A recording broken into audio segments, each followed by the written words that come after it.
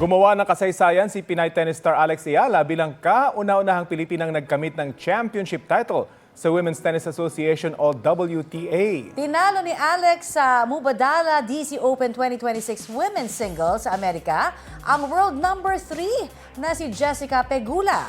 Balitang hatid ni EJ Gomez.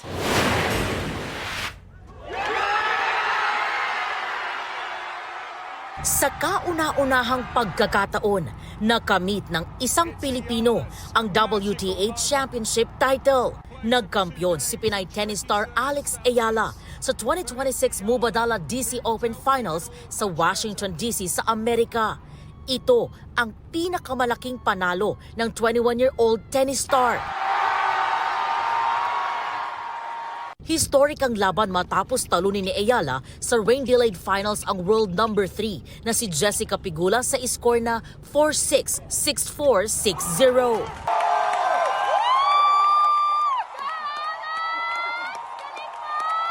Kanya-kanyang wagayway ng watawat ng Pilipinas ang mga Pinoy at taga-suporta ni Ayala na nanood sa Washington, D.C. Dito naman sa Pilipinas, ang ibang Pinoy nagpuyat para subaybayan ang historic match sa watch party sa isang sports bar sa Pasig. Walang tigil sa hiyawan at palakpakan ang fans sa tuwing makakapuntos si Ayala. Ang dalawang grupong ito nag-cheers pa bago ang last point ng match. Ilang segundo pa, natuldukan na ang laro at si Ayala ang itinanghal na kampyon. Oh, super proud. Oh, congratulations, bonggang-bongga ka, girl. Alex all the way din daw ang grupo ng lawyers. Alex Ayala talaga matik yan. No questions asked. May ibang feeling pala na subaybayan mo siya ng gantong oras. Worth it. Diba? Parang sabi ko, worth it yung OT, worth it yung pagod sa pagsulat ng mga pleadings. Eh, nasubaybayan namin na nanalo si Alex. Ilang fans ni Ayala rin ang nagtungo sa watch party sa Bonifacio Global City sa Taguig para panoorin ang laban. Isa raw malaking karangalan si Ayala bilang kinatawan ng Pilipinas sa global sports stage. I'm not really a tennis fan, but I feel like if she wins this, it's a huge achievement for us Filipinos. And yes, I'm rooting for her. Go Alex, go Alex. Well, of course, she's representing the Philippines and syempre, suporta sa bansa natin tsaka sa mga atleta natin. Syempre nakaka-proud. I'm not a tennis fan myself, but because of Alex, syempre nakaka-inspire to watch a fellow Filipino to win on the big stage. Ngayong may WTA 500 title na si Ayala, umani siya ng 500 ranking points na nagpaangat sa kanya sa number 20 current world ranking. To all my supporters, thank you guys.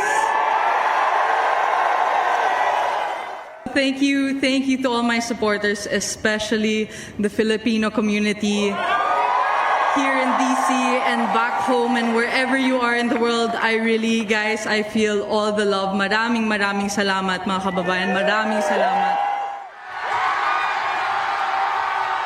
EJ Gomez, nagbabalita para sa GMA News. Nagpaabot ng pagbati si Pangulong Bongbong Marcos kay Pinay tennis star Alex Ayala. Sa kanyang post online, pinuri ng Pangulo ang husay at pagbibigay karangalan ni Alex sa Pilipinas sa pagkapanalo niya sa Mubadala DC Open. Sabi ng Pangulo, ang historic achievement na yan ni Alex ay magbibigay inspirasyon sa kabataang Pilipino para mangarap ng walang limitasyon. Nakikisa ang Pangulo sa pagdiriwang ng ating mga kababayan sa panibagong tagumpay na ito. Nagpaabuti ng pagbati si tennis star Rafael Nadal kay Alex sa kanyang tagumpay. Nagtraining po si Alex sa Academy ni Nadal sa Spain. Samantala, natunaw at naging low pressure area na ang bagyong Luis.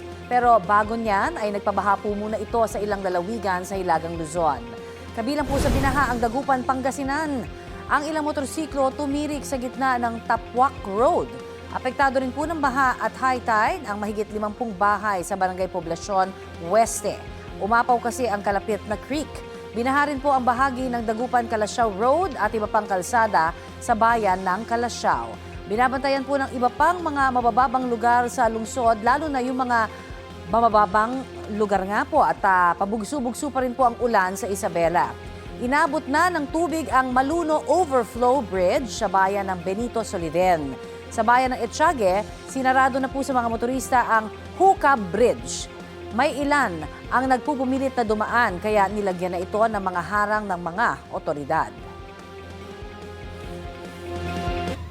Naging low pressure area na lang ang bagyong Luis matapos ito maglandfall sa Maconacon, Isabela kahapon. Namataan ng pag-asa ang nasabing LPA sa bahaging Kabugao, Apayao. May isa pang bagong low pressure area ang namuo naman sa Luzon area. Namataan niyan 180 kilometers kanluran ng Bacnotan, La Union. Mababa naman ang tsansa nitong maging bagyo. Ang dalawang LPA na yan nagpapaulan sa Northern at Central Luzon. Bagyaring nahahatak na mga ito ang habagat. Inasa magpapaulan ng habagat dito sa Metro Manila at sa ilang panig ng Southern Luzon at Western Visayas. Makaasa muli sa maaraw at maayos na panahon ang nalalabing bahagi ng bansa pero posible pa rin ang mga local thunderstorm. Kaya dapat maging alerto. Unti-unti namang lumalapit sa northeastern boundary ng Philippine Area of Responsibility ang bagyong may international name na Dolphin. Namataan yan 2,240 kilometers east-northeast ng extreme northern Luzon. Nananatili itong typhoon na may lakas na aabot sa 115 kilometers per hour. Patuloy na binabantayan ng nasabing bagyo kung papasok ito ng PAR. Kung hindi man, maaari pa rin hatakan ito at palakasin ang habagat sa darating na weekend.